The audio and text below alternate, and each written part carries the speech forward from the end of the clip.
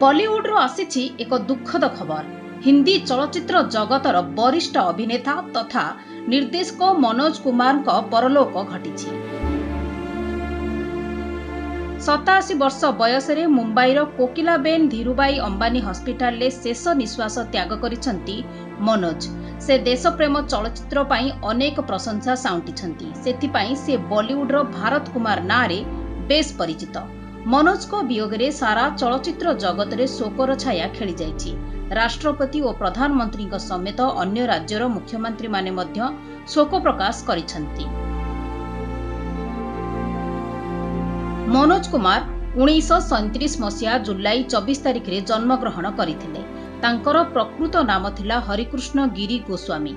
Film दुनिया को आसिबाकू से निजर नाम हरिकृष्ण रु मनोज कुमार को परिवर्तन करथिले। मनोज एकाधारे जड़े अभिनेता, निर्देशक, स्क्रीन राइटर एवं एडिटर थिले। मनोज अनेक चलचित्र रे अभिनय करने सहित निर्देशना मध्य देइचंती। देशात्मबोधक चलचित्र पाई से बेस ख्याति अर्जन करथिले। शहीद, उपकार, पूरब और पश्चिम एवं रोटी, कपड़ा और मकान भली देशप्रेम चलचित्र लोकों मन किनिथिला। देशप्रेम चलचित्र व्यतीत से हरियाली और रास्ता, वो कौन थी, हिमालय की गोद में, दो बदन, नील कमल एवं क्रांति भली चलचित्र अभिनय करथिले एवं निर्देशना मध्य देइथिले।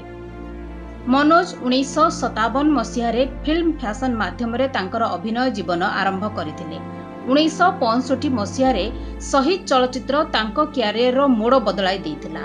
एथिरे से बड़ सफलता हासिल करथिले। भारतीय सिनेमा रे तांकर अनेक अवदान पाई मनोज कुमार को 1992 मसीह पद्मश्री एवं 2015 रे दादा साहेब फाल्के पुरस्कार रे सम्मानित करा जायथिला।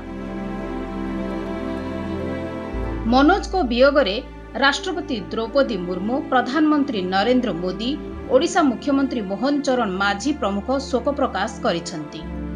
ब्यूरो रिपोर्ट, खबर ओडिशा।